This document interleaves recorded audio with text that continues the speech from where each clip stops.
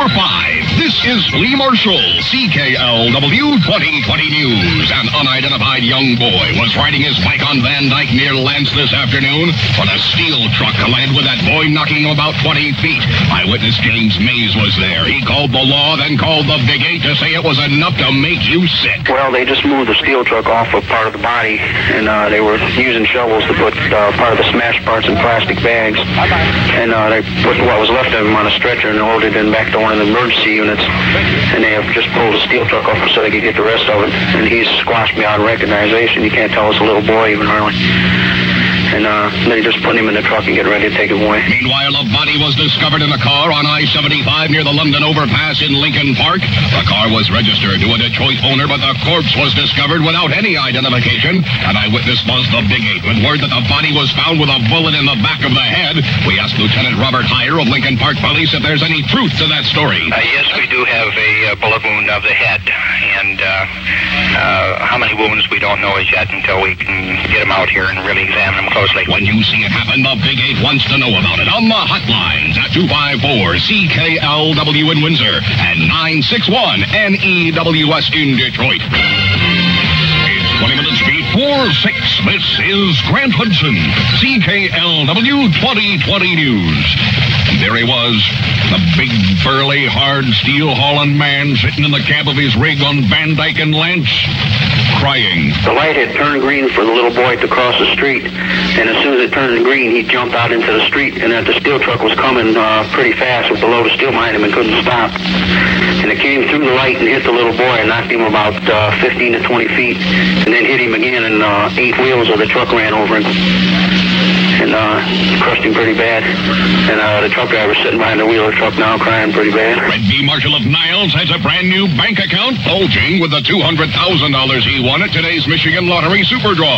This week's lucky lottery numbers are 5, 9, 5, and 460. Either set of digits on your ticket is worth $25 should you be fortunate enough to have 5, 9, 5, and 460 on your ticket. You're in line for next week's Super Draw and a shot at $200,000. Those winning numbers of 5, 9, 5, and 460 are heard exclusively every week on the Big 8.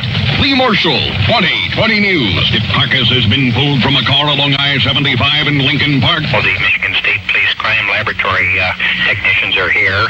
We're beginning to process the car for trace evidence and take the body from the car, search it, and see if we can come up with some identification. And if we fail to identify it, we'll take fingerprints and check with Detroit Police and see if we can come up with an identification. That Lincoln Park policeman says passers-by located the automobile near the London overpass. The Big 8 put wise to that one by a call on the confidential hotlines. When you see a happening under your nose, tell us at 254-CKLW in Windsor, 961-NEWS in Detroit. We offer a weekly cash award and pay $1,000 each year for the year's biggest story. 20 minutes before 12. This is Grant Hudson, CKLW 2020 News. The Hitler's Tigers could use this guy's talents. Mount Clemens police have a 36-year-old man in custody. Seems he got home about 5 o'clock this morning from an all-night spree. That ticked off the little lady who unleashed a verbal barrage at the man. That apparently the last straw for him. He picked up his genuine Willie Mays Powerized Lightning Strike Louisville Slugger baseball bat and proceeded to hit 1,000 on the woman's head. She's dead. He then turned on the children. They're in serious condition. Rape on the 7th floor of the city-county building in Detroit, and you're hearing it first on the Big 8. The secretary from the mayor's office boarded the elevator on the 11th floor. One man already on. He pulled a knife, forced her off on the now vacant 7th floor, took her to room 724 and raped her.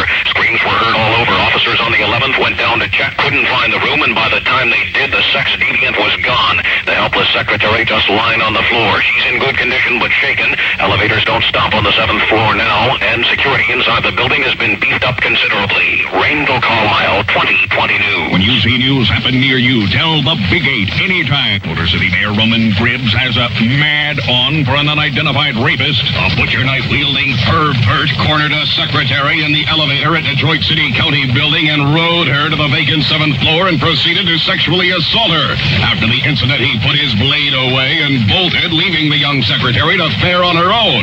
The 7th floor has been vacant since the 2nd of March as the county is expected to occupy it within 90 days. Guards are being considered for future surveillance of the crime-stained 7th floor. Lee Marshall, 2020 News. 20 minutes before 6, this is Brent Hudson, CKLW 2020 News. A gang out fishing this afternoon pulled up something they weren't planning on for dinner. The kids were fishing in the canal over there, and they spotted something wrapped in a blanket. And it wasn't the first time this thing was spotted. Before a day or so ago, one of the kids mentioned it. But this time it came up to the surface, I guess, and one of the kids got his hook caught in it. It turned out to be a rotting body. Eyewitness Charles Evans tells the 2020 hotlines that stiff sank to the bottom then. That's when police were called in. The worm-baited hook belonging to Victoria Finley, who tells what that floater looked like. She was black. She had short hair, and she had a rag tied around her neck, and she had crook tied around her legs, and her hands was tied up. That thrilling catch pulled from the water along Harding between Jefferson and the canal. Wayne County Sheriff Bill Lucas having a stiff of his own to worry about.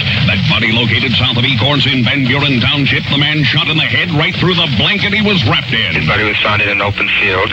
The Wayne County Sheriff's detectives are currently investigating to try to identify him. It's interesting that in his pocket at the time was found a police-type badge, which he apparently used to identify himself. Grim Reaper, sharpened side, striking in Trenton today. An unidentified boy about 3 or 4 years old felled by flying hot lead on a target range. That young life snuffed out when he rounded a hill and caught a bullet in the head. Hotline news you know to the Big 8.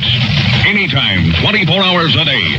We wait for your call at 254-CKLW in Windsor, 961 NEWS in Detroit. We offer a weekly cash award and once each year, $1,000 for the big story. 6 Detroit Smoke Eaters get free awards. Fire Commission Secretary Marion Holland.